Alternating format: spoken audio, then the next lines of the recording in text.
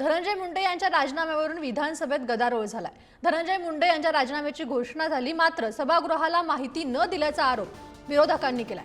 विधिमंडळ सभागृह सुरू असताना घोषणा सभागृहाबाहेर झाली, हा सभागृहाचा अवमान आहे असा आरोप विरोधकांनी केला।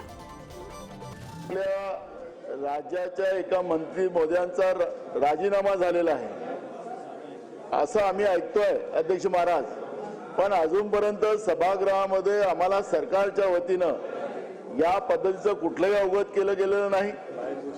बाहेर घोषणा झाली अध्यक्ष महाराज, हा एक प्रकारचा सभागृहाचा अवमान करण्याचं काम या ठिकाणी होते अध्यक्ष महाराज। मुख्यमंत्री बाहेर प्रेसच्या समोर जातात आणि सांगतात की त्यांचा राजीनामा झालाय, ज्याची माहिती आणि त्यांना आम्ही तो राजीनामा स्वीकारलाय व त्यांना पदमुक्त केलेला आहे असं जे वाक्य आहे याचा अर्थ ते इथं सांगायला पाहिजे होतं। त्यामुळे सभागृहाचा अवमान होतो आणि अवमान झाला तरी तालिकेवरचे अधिकारी तुम्हाला चुकीची माहिती देत आहेत अशी प्रथा नाही किंवा काही नाही। अध्यक्ष महोदय, चुकीचे पांडे, चुकीचे नियम, चुकीच्या व्यवस्था या सभागृहात तयार व्हायला लागल्या आहेत। रुलिंग दिलं ना मी, अशा प्रकारची सभागृहाची प्रथा नाही आणि त्याच्यामुळे याचं नोटिफिकेशन निघालेलं आहे। तपासून रुलिंग देतो म्हणून आपल्याला जर